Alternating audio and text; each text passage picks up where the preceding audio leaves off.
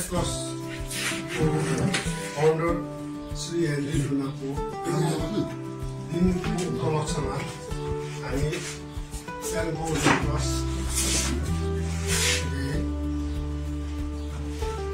मनाउनु गइरहेको छौँ।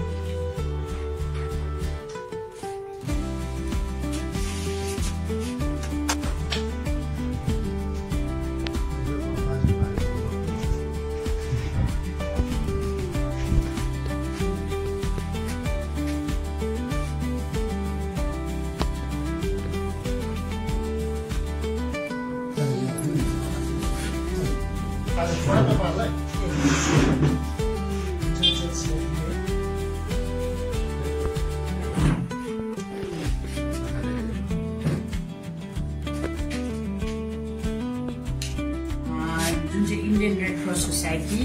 हाम्रो कालिम्पोङ डिस्ट्रिक्ट है आज जुन प्रकारले चाहिँ हामीले आज हाम्रो जो फाउन्डर उहाँको एउटा आज जन्मदिन पनि भएकोले जो हामी जुन चाहिँ Indian Red Cross Society Kalimpong डिस्ट्रिक्टबाट पनि हामीले यसरी सेवा पुर्याउने मौका यो यत्रो राम्रो एउटा ठूलो सोसाइटी विश्वभरि बसेको सोसाइटीमा हामीले पनि कालिम्पोङबाट एउटा हामी मेम्बर भएर यहाँ सहभागिता हेनरी सरलाई चाहिँ हामीले आज श्रद्धाञ्जली पनि चढायौं र आज उहाँको जन्म जयन्तीलाई पनि हामीले मनायौं र विशेष गरी चाहिँ जुन प्रकारले हाम्रो देशमा अहिले जुन प्रकारको यो परिस्थिति छ जुन चाहिँ अब वारको एउटा हैन यो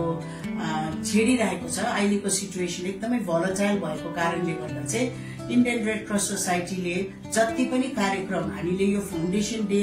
बाहेक चाहिँ यो हप्तैभरि नै हामीले राम्रोसँगले मेडिकल क्याम्पहरु पहिल्यैदेखि गरेर आएको तर अझै हाम्रो फाउन्डेसन डे लाई पनि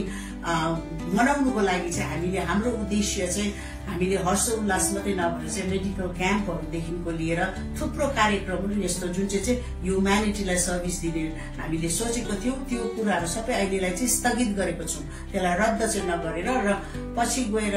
देशकाल परिस्थिति हेरेर त्यसलाई त्यही रूपले हामी काम गर्नेछौं र अर्को कुरो चाहिँ जुन प्रकारले हाम्रो यहाँ रिन्चेन दाजु है उहाँ हाम्रो इंडियन रेड क्रॉस सोसाइटीका सेक्रेटरी हुनुहुन्छ र उहाँकोमा पनि अहिले सेक्रेटरी हरेक जति पनि यो इंडिया भरि हाम्रो जति पनि यो डिस्ट्रिक्ट वाइज हाम्रो जति पनि यहाँनिर अफिसहरु छ सोसाइटीहरु छ उहाँको सेक्रेटरीलाई एउटा दिल्लीबाट हाम्रो सेन्ट्रल हेडबाट चाहिँ एउटा अर्डर आएको छ र त्यो अर्डरमा चाहिँ हामीले कस्तो प्रकारले सपोजिङ देशलाई वार भयो भने चाहिँ हामीले कस्तो प्रकारले चाहिँ हामीले देशलाई सर्भ गर्नुपर्छ हाम्रो भलन्टियर्सहरु रेडी छ कि छैन र कस्तो प्रकारले कुन हिसाबले तपाईले सर्भिस दिनु सक्छ सिभिलियन्सले भनेर चाहिँ एउटा चिठी पनि आएको कारणले गर्दा चाहिँ उहाँले सबै मेम्बर्सहरुलाई अवगत गराइसक्नु भएको छ कि कसैले मेडिकल फर्स्ट एड गर्ने कि कसैले आफै भलन्टियर यो सबै चीजहरु आफ्नो हामीले विवरणहरु चाहिँ सेक्रेटरी हामीले उहाँलाई दिएपछि चाहिँ त्यो चाहिँ दिल्ली जाँदैछ अनि अर्को कुरो चाहिँ कालिम्पोङ इंडियन रेड क्रॉस सोसाइटीले पहिल्यैदेखि चाहिँ फर्स्ट एडमा नानीहरुलाई यसरी ट्रेन गराउँदै आएको हाम्रो मेम्बर्सहरु एकदमै